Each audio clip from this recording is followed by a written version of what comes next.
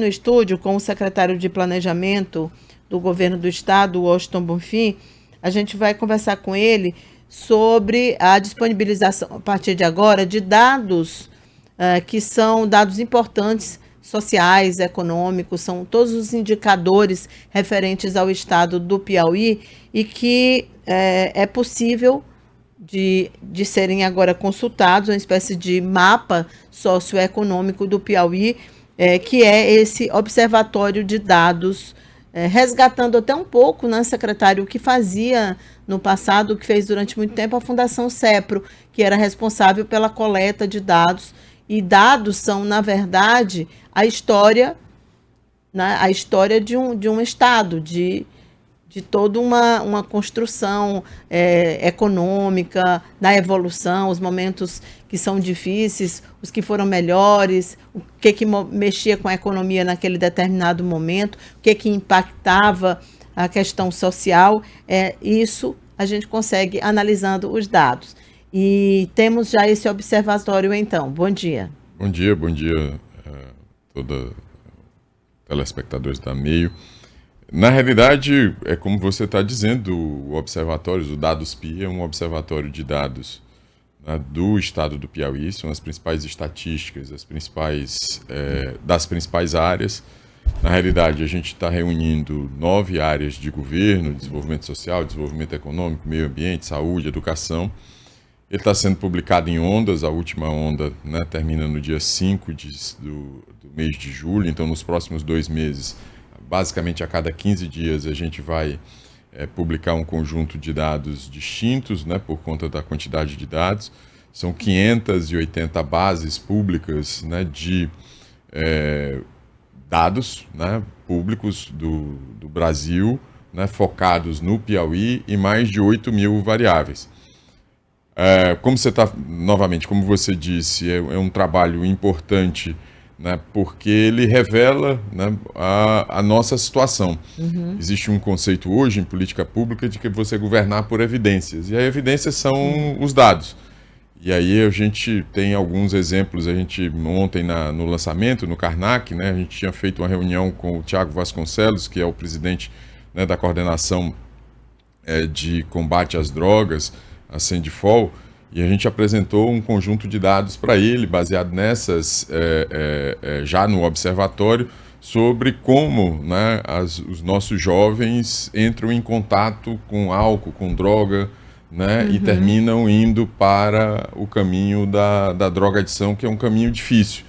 E aí eu estou falando isso porque é uma área sensível e é um modo de você entender, né, que tipo de política de prevenção o Estado pode fazer. Porque depois que a criança, né, entra em contato, e aí elas entram em contato cada dia mais cedo, 13, 14, 15 anos de idade, né, quando elas entram em contato com álcool e depois com droga, depois do vício fica muito mais difícil e mais caro, inclusive, para as famílias, para o poder público, né, contornar essa situação negativa. Então, na realidade, o DadosPI é esse instrumento que vai servir para os órgãos do governo do Estado, né, focarem mais as suas políticas, utilizarem melhor os recursos públicos, e vai servir também para a sociedade. A gente convidou uma representante da sociedade civil, a doutora Clara, que dirige o Instituto Riso. Ela ficou muito empolgada, porque ela trabalha com pessoas com deficiência. Um dos painéis é justamente, né, para pessoas com deficiência, para mapear onde elas estão, em que cidades, em que territórios do estado, qual é a sua condição de trabalho, qual é a sua condição de estudo, ou seja, para definir que público-alvo, né, tanto, né, as instituições estatais quanto as instituições do terceiro setor que ajudam, né, a população mais carente e vulnerável do estado, elas podem estar contribuindo. Bom, você mencionou aí um dado específico para que a gente possa até entender qual é a amplitude de uma plataforma como essa, né? Então, ela não é só aquela sopa de números, né? Você tem ali, é possível você estabelecer, ter uma visibilidade boa de situações que impactam políticas públicas diversas, como da área de segurança. Você mencionou aí a questão das drogas, isso tem a ver lá com as políticas públicas de segurança. Por exemplo, pesquisadores, o cidadão comum que tiver interesse nesses dados, quando eles estarão disponíveis? Na realidade, eles já estão disponíveis, né? Você entra no site Ceplan. Mas aqui pelo site? Pelo site. Porque algumas ceplan.pi.gov.br. Vai aparecer o banner Dados Pi, e aí você clica, vai lá. É para estar funcionando. Tá, beleza. E aí, você lá tem o menu das bases de dados que já estão à disposição do público, né? Aí você tem, por exemplo, a base de dados econômicos, aí você tem, não está dando para ver daqui, trabalho formal, emprego, né? Renda da população. Ele é mais atual ou ele é um recorte que dá para a gente pesquisar, por exemplo, o que sustentava a economia do Piauí na década de 1960? Na realidade, o recorte é das bases de dados que alimentam o observatório. Então, por exemplo, aquilo que é do IBGE tem corte mais antigo. Sim.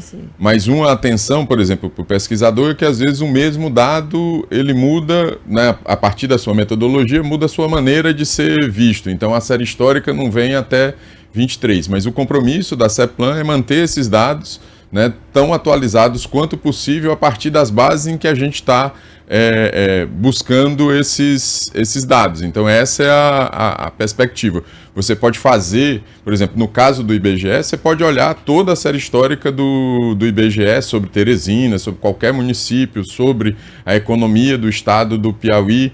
No caso, por exemplo, aí de dados econômicos, do trabalho formal, a gente usa o CAGED, né, que é o Cadastro Geral de Emprego e Desempregos, que ele é publicado mensalmente. Aí a gente já tem os dados mais recentes que foram publicados agora em abril, referentes a março. E tem toda a série do CAGED, e aí agora ele chama Novo CAGED. Então tem a série histórica, acho que mudou a metodologia de cálculo em 21. Então eu tenho toda a série de 21 até a última publicação que foi agora em abril, referente aos dados de março. Então assim sucessivamente. O que a gente vai fazer, os próximos passos, até para ajudar pesquisadores e os nossos servidores, primeiro, nós vamos ter uma série de capacitações dos servidores. A gente inicia agora uma capacitação, né, em políticas públicas baseadas por evidência, junto com a escola de governo, vai servir aos servidores do Estado. A gente fez uma parceria com o Instituto de Ciências Sociais da Universidade de Lisboa para poder trabalhar na questão de governança de dados, de ciência de dados. Então são cursos para os servidores públicos. Eles iniciaram agora em março, são 4 cursos, 3 especializações, vão até outubro do ano de 2025. E nós temos também o objetivo que o nosso governador colocou, que é de termos até o final dessa administração, né, o que a gente vai chamar de Centro de Inteligência em Economia e Planejamento Territorial, que vai sair desses painéis, esse centro de inteligência, e agora com a criação da Secretaria de Inteligência Artificial, o trabalho nosso vai ser disponibilizar os dados, como a gente já vem fazendo, e a Secretaria de Inteligência Artificial vai criar mecanismos para que a leitura dos dados por um cidadão comum seja muito mais simples. O painel possa produzir relatórios sintéticos de dados. Então eu quero dados sobre o emprego de 2021 a 2023. Você vai lá, faz a pergunta. Esse é o objetivo, você vai lá, faz a pergunta e a inteligência artificial te dá uma resposta básica sobre o que aconteceu, né, na série histórica que você está perguntando. Esse quer dizer, além da capacitação, o próximo passo é agregar informações de inteligência artificial para ajudar, né, a sociedade em geral a ler os dados que estão disponibilizados. Inclusive, quando você entrou, estava falando sobre fake news, não tem arma melhor contra fake news do que o dado científico. Sim. A informação. Então, é fundamental também nesse aspecto. E eu me lembrei que, recentemente, um telespectador mandou uma mensagem para mim, muito chateado, porque ele disse que tinha assistido em algum lugar uma reportagem em que o comentarista falava que o Piauí era o estado mais pobre do Brasil. E ele ficava muito chateado quando isso acontecia, porque ele sabia que não era verdade. Mas ele me perguntou, como é que eu faço para mandar uma mensagem para esse comentarista dizendo que não é verdade? Então, assim, eu acho que dados assim tem a resposta que ele quer. Exato. No painel ali que estava girando na tela, né, tem os dados tem os dados do PIB, pode ir lá em cima nos dados do PIB, aí vai fazer o comparativo do nosso PIB, né, com o PIB dos demais estados do país. E aí segrega, né, os dados, está ali a série histórica, acho que 2011, né, no que está aparecendo na tela, vai mostrando a participação, né, dos setores do Piauí. E se você buscar direitinho, daqui não estou vendo porque não está boa a imagem, mas você consegue comparar o Piauí com outros estados.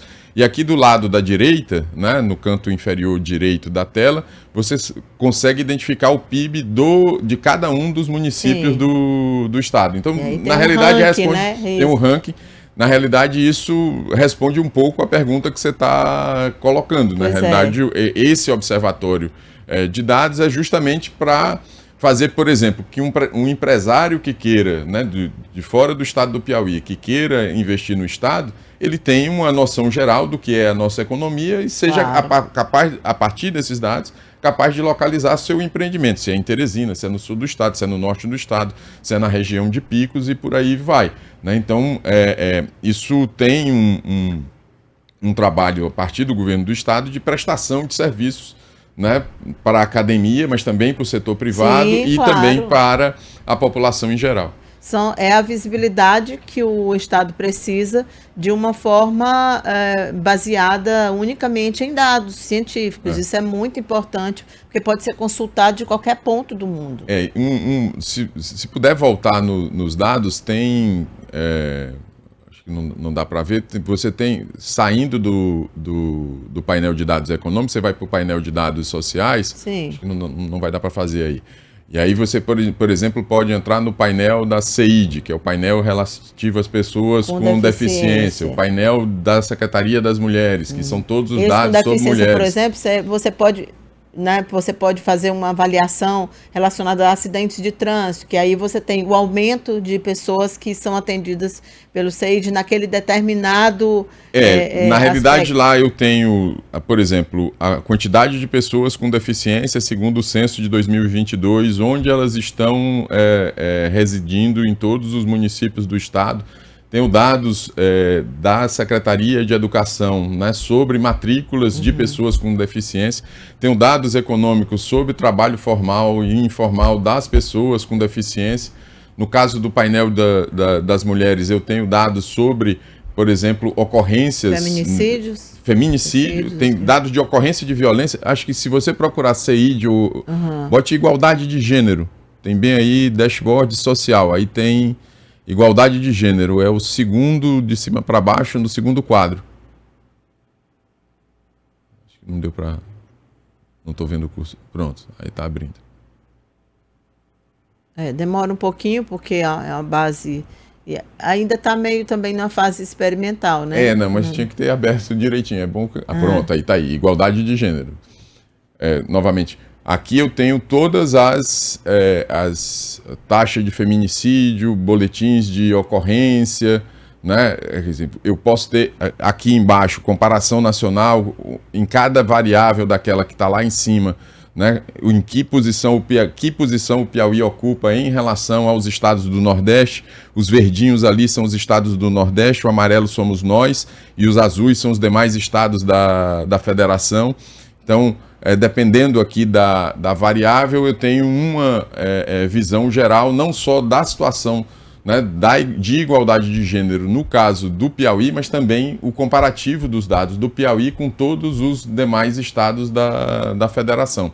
Então, se colocar ali ocorrências, acho que é o quarto da esquerda para a direita, aí você tem uma ideia de como é que estão ocorrendo as notificações sobre...